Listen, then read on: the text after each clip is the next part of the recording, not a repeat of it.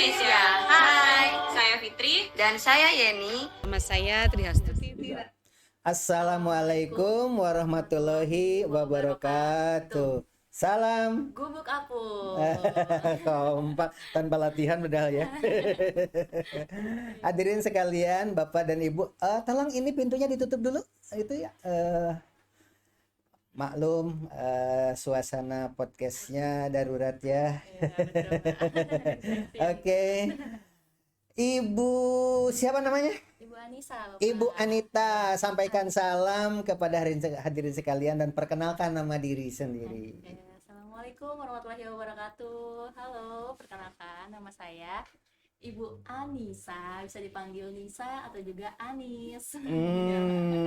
Dengar-dengar katanya ibu itu keturunan Sundawa ya? Iya, Sunda. Sunda Jawa. Wanda, Pak. Wanda. Jawa Sunda. Yang dari Jawa siapa? Bapak. Yang dari Jawa Bapak. Iya. Terus yang dari ibu? Yang dari Ibu Sunda, Ibu Sunda. Dengar-dengar ibu pernah punya pacar ya? Pernah dari orang Sunda? Pernah juga orang Jawa. Iya, betul, Bapak. Dan dari situ bisa membedakan perbedaan antara Sunda dan Jawa. Padahal tentu setiap orang Sunda juga beda-beda Iya, betul. karakter individu. Iya, betul. Tapi ibu tadi ngobrol-ngobrol ada kecenderungan memiliki persamaan bahwa Sunda itu begini, Jawa itu begini gitu ya kan? Iya. Berarti pacarnya orang Sundanya pernah yang mendekati lebih dari satu ya mendekati? Ya gitu deh, Pak. Hah? Kurang lebih. Kurang lebih ya nggak banyak-banyak kok, Pak. Tapi bisa membandingkan gitu ya. Bisa membandingkan.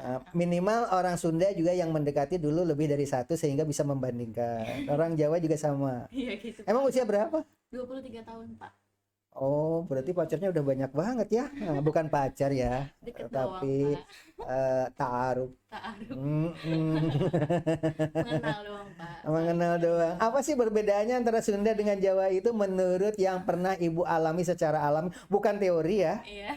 Ini betul-betul pengalaman pribadi. Dari segi orangnya nih, Pak. Dari Terserah. Ibu tadi mengatakan sebelum acara ini dimulai bahwa orang Sunda itu ciri-cirinya begini. Gitu. Padahal tidak semua orang Sunda seperti itu, Iya, tapi kebetulan kebetulan. orang yang berhadapan dengan Ibu pada saat itu apa sih ciri-cirinya? Kebetulan waktu pas saya dekat sama orang Sunda, nggak semuanya orang ya, nggak semua ini ya, Pak ya. Yang didekati aja pada saat itu. Apa ya? Lebih cuek kali ya, Pak. Lebih Orang cuek. Sunda cuek ya, kemungkinan. Kebetulan yang mendekati Ibu ya seperti itu ya. Kalau orang Jawa? Kayak lebih perhatian ya, Pak. Lebih perhatian gitu. Dapat ditebak, berarti yang dipertahankan pasti orang Jawa. Iya, betul. Padahal ibunya orang Sunda Iya. ya. Lebih tertarik sama orang Jawa ya kan. Kebetulan Ibu kan kuliahnya jurusan psikologi ya. BK, Pak, bimbingan dan konseling. Bimbingan karir. Ada pelajaran psikologinya di situ. Iya, betul, belajar psikologi juga. Iya. Ada psikologi perkembangan, Iya, betul, Pak. ada psikologi Keluarga, kepribadian. kepribadian, Kalau psikologi kepribadian membahas tentang apa? tentang kepribadian manusia tentunya. Seperti rumah pribadi, mobil pribadi gitu. Ya gitu, Pak. Bukan. Sifat kali ya, sifat tingkah laku. Karakter. Karakter, iya. Bisa dibilang seperti itu. Oke, nah sekarang di dalam dunia pendidikan kita itu kan klasikal ya. Iya. Satu kelas itu jumlah berapa? 36 siswa. 36 siswa. Susah sekali ya untuk mempelajari karakter individu satu persatu, iya kan? Iya, betul, Gitu. Pak. Tapi kalau ada kasus, kalau ada masalah, wawancara dengan siswa, tahapannya gimana sih supaya anak itu terbuka kepada kita kalau kita bicara berdua? Oke, kalau misalnya tahapan berdua nih ya, Pak. Kan kadang anak tuh nggak mau ya, kalau kita nggak gali dia nggak bakalan mau ngomong gitu. Jadi kayak harus digali gitu kan. Nah, biasanya dia diem dulu nih, Pak. Aduh, nggak mau cerita. Kadang kalau misalnya kita tanya dia mengalihkan gitu kan. Jadi kalau misalnya mungkin kita ada di situasi yang kita bercakap-cakap dengan anak itu atau wawancara, mungkin tahap pertamanya kita mengerti dulu perasaan dia gitu ya, Pak. Harus ngerti dulu, soalnya kalau nggak ngerti perasaan siswa kan juga ngapain sih saya bicara sama guru BK gitu kan. Orang guru BK juga nggak ngerti perasaan saya gitu. Jadi Pernah manggil siswa? Belum? panggil siswa kebetulan belum pernah sih Pak. Hadirin sekalian, Ibu Anissa. Anita ini adalah guru baru, baru lulus dari Universitas Iya betul Pak, PGRI Semarang. Semarang. Iya, PGRI Semarang. Oke, jadi baru kali ini. Iya. Teori-teorinya setelah diwawancara tadi udah mateng banget untuk mengetahui ciri-ciri kalau anak itu pede, jujur, kemudian anak itu ada yang disembunyikan gitu kan. Salah satu di antaranya kita tanya ya, kita tes. Mudah-mudahan tesnya bener nih. Jangan-jangan soalnya yang salah ya. Kalau anak itu ketika diajak ngobrol kok garuk-garuk paha, garuk-garuk hidung, itu tandanya apa sih? Biasanya ya Pak, kalau misalnya kita lagi bicara ngomong nih, interogasi siswa, Hmm. terus dia tiba-tiba garuk-garuk hidung, atau enggak dia tangannya begini ke paha, itu biasanya bisa diindikasi kalau siswa itu bohong Pak. Baru indikasi. Baru indikasi. Dalam ilmu psikologi itu untuk mengetahui siapa dia itu dari kontak dan komunikasi dan dari perilakunya ya. Perilaku, ya betul Pak. Makanya harus sering-sering diberi tindakan-tindakan apa yang dia lakukan, ada perintah bagaimana dan sebagainya. Dari perilaku-perilaku itu baru kita akan bisa menarik beberapa benang merah bahwa anak itu memiliki karakter apa gitu ya.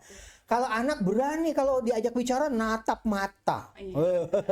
Hadirin sekalian kita coba ya. Ini kan guru BK ini ilmu psikologinya tinggi ya. Mudah-mudahan Bapak dan Ibu di rumah bisa menarik kesimpulan tentang anak Bapak dan Ibu. Oke, kalau anak berani menatap mata kalau berbicara itu, tapi bukan karena lagi marah, dia cara berdialog begitu. Iya Pak, menunjukkan ke apa ya? Percaya diri, kesopan santunan. Mungkin kalau misalnya kan ada yang kamu kok bicara natap mata gitu kan. Nah, itu kebalikannya, mungkin kalau anak udah bicara menatap mata itu kayak dia menunjukkan kalau apa yang saya omongin itu benar apa adanya dan percaya diri bahwa omongannya itu emang terbukti gitu Pak. Tapi ada adat kesukuan kalau anak ngomong sama orang tua menatap mata nggak sopan katanya. Iya, ada juga yang seperti itu. Jadi nggak sopan kan harus nunduk gitu kan Pak. Kalau itu lain ya, kalau itu masalah adat ya. Adat iya Pak. Ada juga anak kalau diajak bicara itu nunduk aja gitu. Biasanya malu ya Pak ya, mungkin karena Atau mungkin karena adat tadi. iya, atau mungkin karena adat tadi juga bisa karena Bukan karena pribadinya dia, tetapi hukum adat menuntut seperti itu. iya, menunjukkan kesopan santunan. Tapi kalau bukan karena adat, tapi dia kalau nggak dari biasanya gitu loh. Kalau diajak ngobrolnya nunduk gitu. Kalau nunduk terus ya Pak, karena lawan bicara lagi di depannya dia terus dia menunduk, ada indikasi mungkin dia malu atau takut, biasanya panik juga Pak. Jadi dia apa ya, meregulasi dirinya dengan nunduk gitu Pak, supaya lebih ini. Dalam ilmu psikologi berarti yang dipelajari itu ilmu psikologi apa ya? Psikologi kepribadian. Kepribadian ya. Kalau psikologi perkembangan itu mungkin anak usia sekian sampai sekian, bayi, balita, itu tahapan untuk berbicara bagaimana gitu kan. Iya, Bapak. Mungkin itu tentang perkembangan. Psikologi perkembangan. Betul Bapak. Katanya kalau anak SMA, karena kita kan SMA ya, Iya betul. adalah masanya setran enderang katanya, masa pancaroba ya. Maksudnya apa sih? Mungkin kalau masa pancaroba itu menurut saya aja ya Pak, pencarian jati diri gitu ya Pak. Kalau mungkin menurut Bapak itu apa Pak? Masa tidak stabil. Tidak stabil. Pancaroba itu kan iklim ya, Iklim, iya. panas, dingin gitu. Kadang-kadang tensinya tinggi, Iya, betul. mudah marah gitu kan. Labil ya Pak. Gitu. Labil. Dan itu orang tua harus tahu kenapa anak saya jadi begini gitu ya. Yang usia SMA kan seperti itu ya. Betul. Masa pancaroba, setran endrang ya. Oke. Pendidikan itu adalah tanggung jawab bersama. Ini judul podcastnya nanti itu ya, pendidikan tanggung jawab bersama. Antara di rumah itu apa? Formal. Bukan, di rumah itu informal. Kalau formal di sekolah ya. Iya. Kalau di masyarakat non formal ya.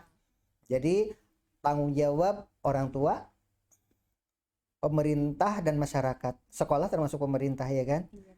Inilah yang dimaksud dengan pendidikan itu harus benar-benar diikat yang kuat hubungan baiknya antara orang tua dengan masyarakat.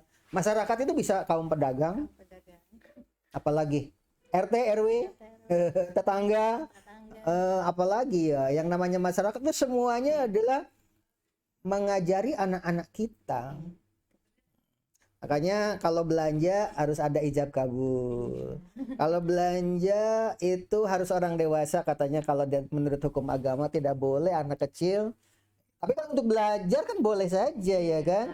Nah, video berikut ini kita akan menonton suasana di musyawarah guru mata pelajaran. Dengar-dengar Ibu belum pernah ikut MGMP ya? Belum Bapak. Ya, karena baru sebulan jadi guru ya. Betul, Bapak. Nanti kita lihat Oke. bagaimana sih suasana MGMP yang dibicarakan atau apa, walaupun ini MGMP-nya MGMP seni budaya ya. Mereka berbicara tentang FLS2N ya, lomba seni tari, seni musik, seni teater, seni rupa, seni kriya, itu dilombakan bagaimana persiapannya dan tujuannya apa dan sebagainya ya, dari tingkat sekolah, tingkat kabupaten, tingkat provinsi sampai ke tingkat nasional. Itu namanya FLS2N. Kalau di olahraga juga ada Popda ya kan dan sebagainya. Nah, nanti video yang kedua berbicara dialog dengan pedagang. Pedagang itu ada yang suka jujur dan ada yang tidak jujur ya. Nanti kita tonton. Pedagang durian ini jujur atau tidak jujur menurut Ibu? Bagaimana dampaknya jika itu dijadikan sebagai pendidikan di sekolah begitu. Dan yang ketiga, ada anak yang ditangkap di Poltabes. Jumlahnya puluhan bahkan ratusan. Kemudian orang tuanya dipanggil, kemudian anaknya harus meminta maaf dan dialog dari hati ke hati dengan orang tua ya. Apa yang terjadi? Semua anak menangis. Semua anak menangis di situ, terseduh-seduh ya. Ayo Pak, kita tonton dulu deh videonya. Ya, kita sendiri juga bisa tahu gitu, Ini kita MGMP. sendiri juga bisa terpicu gitu ya.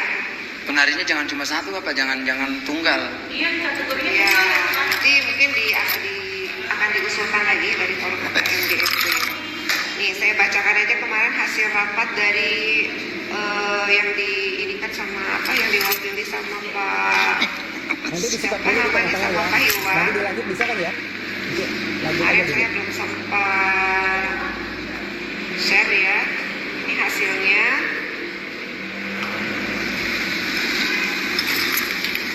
Hasil rapor MGMP kemarin 21 Juli 2020. Jawa tuh. Ya, stop dulu. Yang barusan adalah suasana di MGMP, Musyawarah Guru Mata Pelajaran. Semua guru di SMA dikumpulkan, kemudian ketua MGMP-nya menyampaikan tentang program-program, kemudian ada perwakilan dari musyawarah guru, musyawarah kepala sekolah di situ. Terjadilah program-program itu supaya matching. Itulah peranan MGMP, sehingga apa yang disampaikan guru nanti kepada siswanya diketahui juga oleh kepala sekolahnya karena ada laporan dari hasil musyawarah tersebut. Terus yang kedua tadi adalah tentang apa? Penjualan duren ya. Oke, penjualan duren coba dilanjut Ya, dulu. Tadi kita sendiri juga dari duren tadi. bisa tahu. Ekanya, ayo bawar naon bawar artinya? Cuma buat perbanyak merek doang. Amis tapi teh iya. Untuk memperbanyak Biasa merek. masih. Amis teh. Dia sama saruan tengah jamin. Tengah jamin, sabaraha Dia hiji. bilang tidak menjamin. 45-an, eta mah. 5, Hah?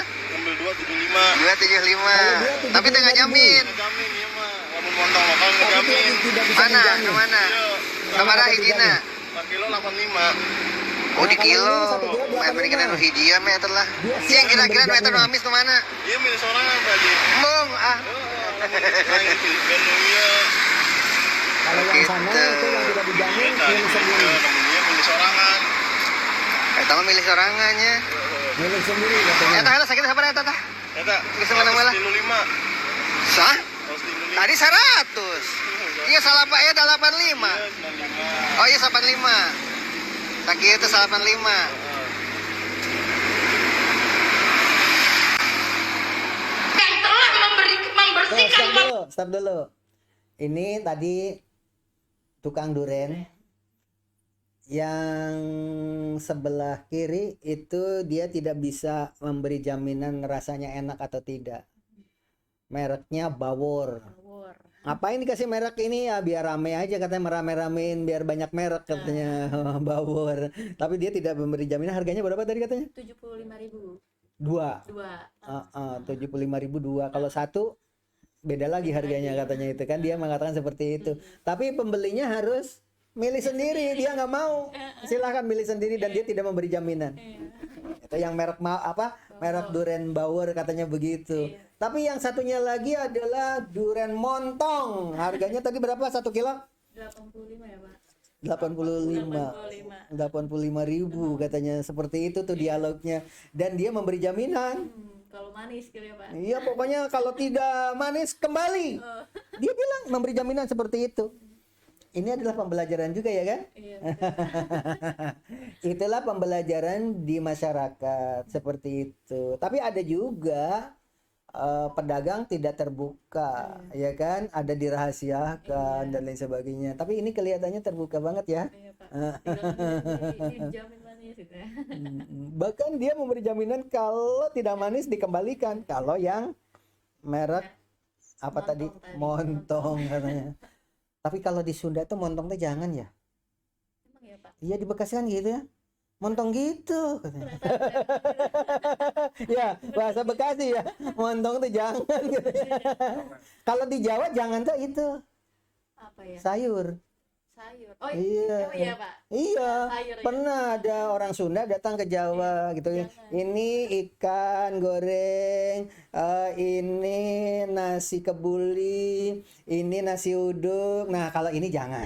Nah, ini dia nggak makan. Kenapa nggak dicicipi? Lah kata ibu jangan. Soalnya sayur ya, Pak.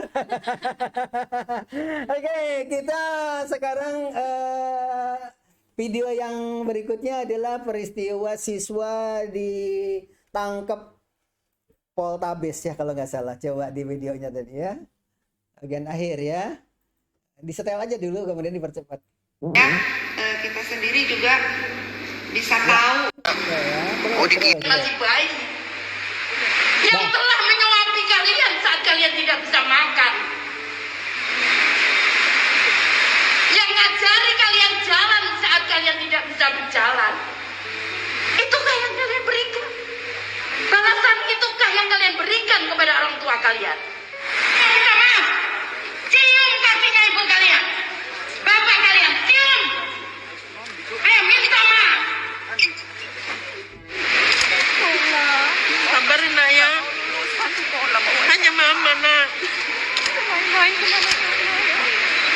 Mama lo cari setengah mati kemarin. Ngatain kamu di Poltabes. Poltabes ya. Hanya mama nak. Singkatan dari apa itu? Polisi.